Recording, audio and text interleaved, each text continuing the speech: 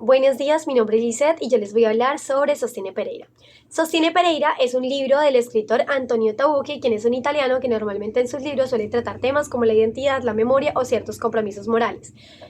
Sostiene Pereira es una novela escrita en 1994 que se va a situar en Lisboa más o menos para el año 1938 durante la dictadura de Antonio Oliveira Salazar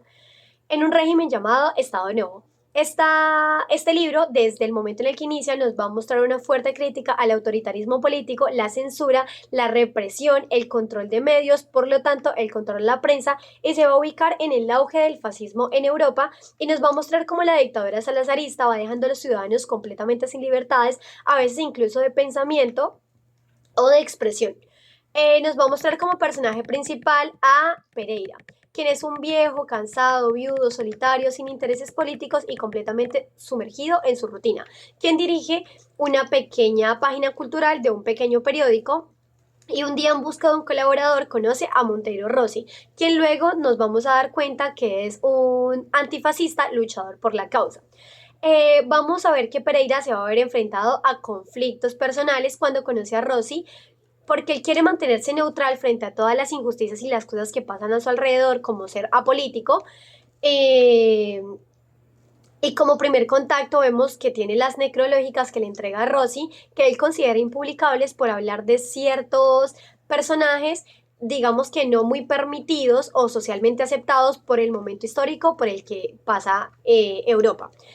Pereira, a lo largo de la historia y por ciertos acontecimientos, va a empezar a notar la represión del régimen en el que vive, con distintos personajes que hacen que él se repiense la realidad en la que vive. Pereira en esta historia inicia siendo un ciudadano que prefiere ser completamente indiferente a las injusticias y lo que éstas desencadenan. Un personaje completamente alienado. Digamos que juega cierto papel de vida inmóvil en la que ya no tiene un propósito. Él vive un día a día en el que lo único que espera es llegar a su casa a hablar con el retrato de su esposa fallecida.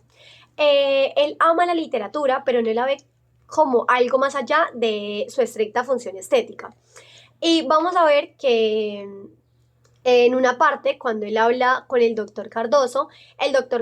le va a hablar de lo que él llama el evento. En este momento, Pereira se encuentra con el doctor Cardoso diciéndole que él se siente un poco perturbado, pero que realmente no sabe de manera exacta por qué. A lo que el doctor Cardoso le responde, no es que yo crea demasiado en Freud, porque soy sincrético, pero sobre el hecho del evento sin duda tiene razón. El evento es un acontecimiento concreto que se verifica en nuestra vida y que trastoca, perturba nuestras convicciones o nuestro equilibrio. En fin, el evento es un hecho que se produce en la vida real y que influye en la vida psíquica. Usted debería reflexionar sobre si en su vida ha ocurrido algún evento. Luego de esta conversación es precisamente el doctor Cardoso quien nos va a introducir uno de los conceptos más importantes dentro de la historia, que es el de la identidad, por medio de lo que él llama la confederación de las almas, donde nos presentan una teoría en la que una persona tiene múltiples almas o múltiples yo, y dentro de todas estas gobiernas una que sería el super yo, que es la que se antepone frente a todas las demás, lo cual nos da a entender de una u otra forma que, que a pesar de que el contexto social en el que nosotros nos desarrollamos o el momento histórico en el que nosotros crecemos, y esto tiene que ver con censura, también de una u otra forma hay cierta autocensura de parte de nosotros. Una que no permite que nuestras personalidades o nuestro yo hegemónico sobresalga con todo y la diversidad que posee. Y bueno, por medio de esto nos van a terminar enseñando que en Pereira se va a emerger un yo superior como acto personal, político y simbólico dentro de la historia. En la obra, otro concepto importante que vamos a encontrar es el de la muerte, que también se nos va a presentar desde el momento en el que inicia la historia y terminará transformándose como en un punto de inflexión o cambio para Pereira y social dentro de la historia. Como características de la escritura tenemos que pues es un estilo narrativo en tercera persona como testimonio. Lo vemos normalmente pues en ese sostiene Pereira, que entra a ser una suerte de declaración o confesión por parte de Pereira. Su lenguaje realmente maneja un lenguaje muy sencillo, muy claro, muy directo, intentando siempre ser dentro de todo muy reflexivo.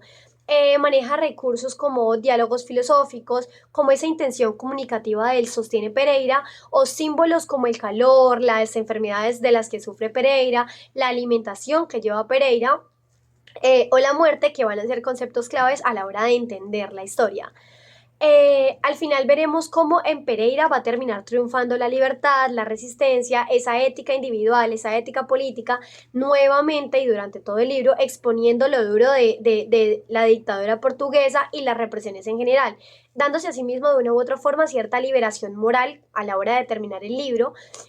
porque Pereira de una u otra forma despertará de ser un ciudadano común a una persona que sabe que está cansada y que es consciente de que si sigue en medio de su neutralidad va a seguir